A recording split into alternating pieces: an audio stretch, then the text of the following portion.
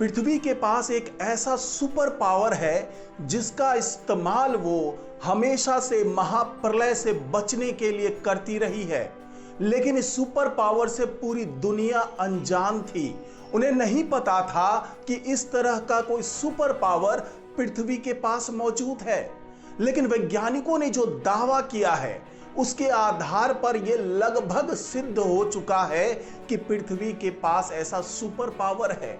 और वैज्ञानिकों के इस दावे के पीछे आधार बना है पिछले 6 करोड़ 60 लाख साल का आंकड़ा। इन आंकड़ों के आधार पर ही वैज्ञानिक ये दावा कर रहे हैं।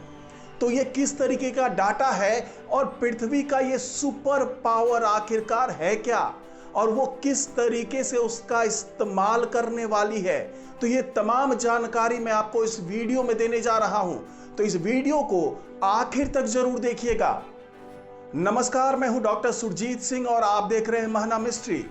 तो दोस्तों, कई बार ये जानकर बेहद हैरानी होती है और ये एक पहेली की तरह आज तक बना हुआ था कि कई बार इस पृथ्वी पर आइस एज आया, जलवायु परिवर्तन हुए, कई बार इस तरीके का कंडीशन बन गया कि यहाँ पर जो जीवन है वो पूरी तरीके से खत्म हो जाए।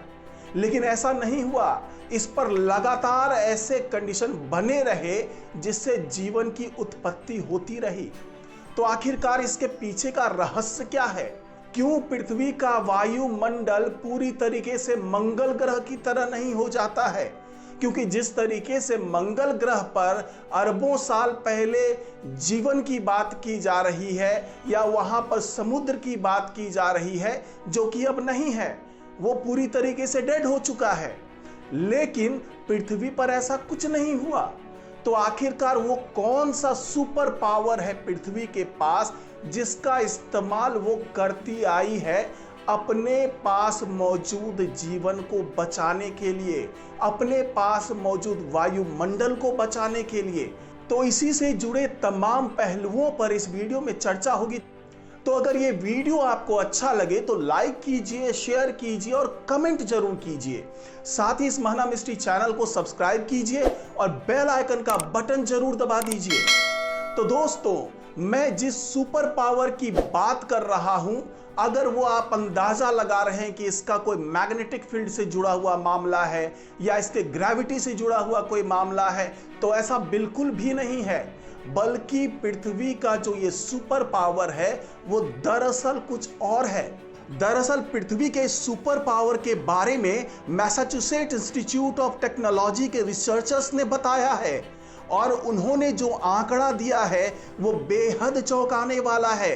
उनका दावा है कि पृथ्वी अपने यहाँ ग्लोबल वार्मिंग को स्टेबलाइज करने के लिए अपने सुपर पावर का इस्तेमाल करती है और पृथ्वी का अपना एक स्टेबलाइजिंग मैकेनिज्म है।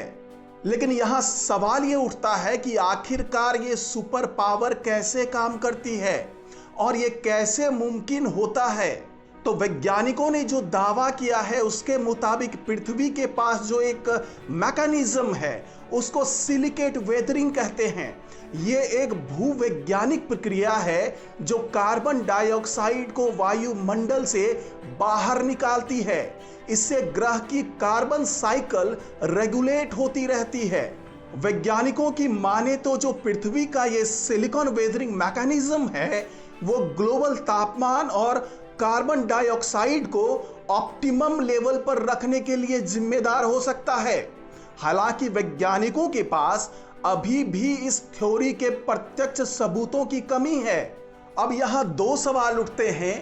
पहला, कि वैज्ञानिक दावा कैसे कर सकते हैं कि पृथ्वी के पास इस तरह का कोई सुपर पावर है, और दूसरा सवाल यह है कि अगर पृथ्वी कार्बन डाइऑक्साइड को अपने वायुमंडल से निकालती है तो उसका प्रोसेस क्या होता है और यह कार्बन डाइऑक्साइड आखिरकार जाता कहां है?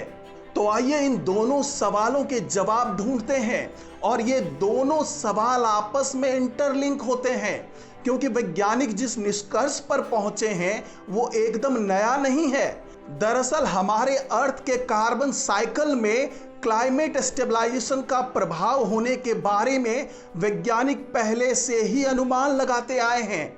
हमारे ग्रह की चट्टानों के विश्लेषण से इस बारे में जरूरी जानकारी मिली है। प्राचीन चट्टानों का रासायनिक विश्लेषण करने पर वैज्ञानिकों को पता चला कि ग्लोबल तापमान में नाटकीय परिवर्तन के बावजूद ग्रह की सतह के वातावरण में और बाहर कार्बन का प्रवाह अपेक्षाकृत स्थिर और संतुलित बना हुआ है। आपको बता दें कि इन डाटाज को जमा करने के लिए वैज्ञानिकों की टीम ने करोड़ों वर्षों के वैश्विक तापमान के उतार चढ़ाव का विश्लेषण किया। वैज्ञानिक प्राचीन समुद्री जीवाश्मों की रासायनिक संरचना के साथ साथ संरक्षित अंटार्कटिक बर्फीले कोर के सैंपलों का उपयोग करके इस डेटा को जमा करने में लगे हुए हैं। वैज्ञानिकों ने बताया है कि यह पूरा अध्ययन केवल इसलिए संभव हुआ है क्योंकि इन गहरे समुद्र की तापमान के रिकॉर्डों का विश्लेषण कर पाने में काफी प्रगति हुई है। उन्होंने बताया कि अब हमारे पास 6 करोड़ 60 साल पुराने आंकड़े मौजूद हैं जो कि हजारों वर्षों के अंतराल के हैं। तो यहां पर एक सवाल का जवाब तो आपको मिल ही गया, क्योंकि वैज्ञानिकों ने जो दावा किया है उसके मुताबिक उन्होंने जो 6 करोड़ 60 लाख साल के तमाम डाटा का विश्लेषण किया है, जो कि उन्हें समुद्र की गहराइयों से मिला, जो कि उन्हें चट्टानों से मिला, उससे ये बात समझ में आ गई कि पृथ्वी के पास इस तरह का एक सुपर पावर है। अब हम यहां पर दूसरे सवाल का जवाब जानने की कोशिश करते हैं कि आखिरकार ये जो कार्बन डाइऑक्साइड है वो हमारे वायुमंडल से निकलकर जाता कहां है। पृथ्वी जो अपने सुपर पावर का इस्तेमाल करती है, जो सिलिकेट वेदरिंग मैकेनिज्म का इस्तेमाल करती है, उसका इस्तेमाल करने के बाद वो कार्बन डाइऑक्साइड कहां जाता है। तो आपको बता दूं कि जो वैज्ञानिकों ने दावा किया है उसके मुताबिक पृथ्वी अपने सिलिकेट वेदरिंग मैकेनिज्म का इस्तेमाल करके वायुमंडल में मौजूद कार्बन डाइऑक्साइड को कई रूपों में तोड़ती है और उसे या तो महासागर की गहराइयों में समा देती है या फिर ये चट्टानों में समा जाते हैं।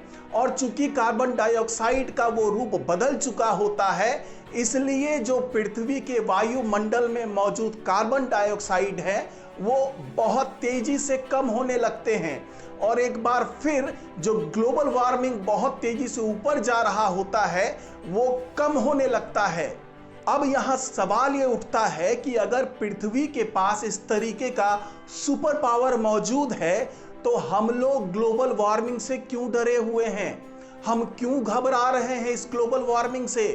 तो सबसे बड़ी बात यह है जो वैज्ञानिकों ने दावा किया है वो ये है कि हाँ, ये अच्छाई तो है कि जो पृथ्वी है वो अपने तापमान को खुद ही नियंत्रित कर लेती है, लेकिन इसका जो ड्रॉबैक है उसको अगर आप समझ लेंगे तो आपको भी ये बात समझ में आ जाएगी कि क्यों हम ग्लोबल वार्मिंग को रोकने की बात कर रहे हैं।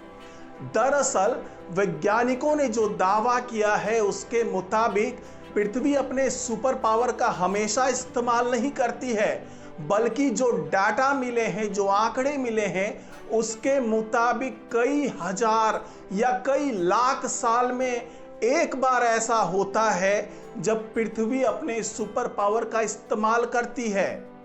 तो इसलिए हमें ग्लोबल वार्मिंग को रोकने की जरूरत है, क्योंकि जब तक ये पृथ्वी अपने सुपर पावर का इस्तेमाल करेगी, हो सकता है उससे पहले ही यहाँ पर मानवीय जीवन खत्म हो जाए। और जब तक पृथ्वी अपने आप तापमान को खत्म करना शुरू करेगी, उसको नियंत्रित करना शुरू करेगी, तो हो सकता है कि यहाँ पर दूसरे तरीके के जीवन का पनपना शुरू हो, लेकिन ये तो तय हो जाएगा कि तब तक मानवीय जीवन खत्म हो चुका होगा। तो आज की रिपोर्ट में फिलहाल इतना ही। नमस्कार।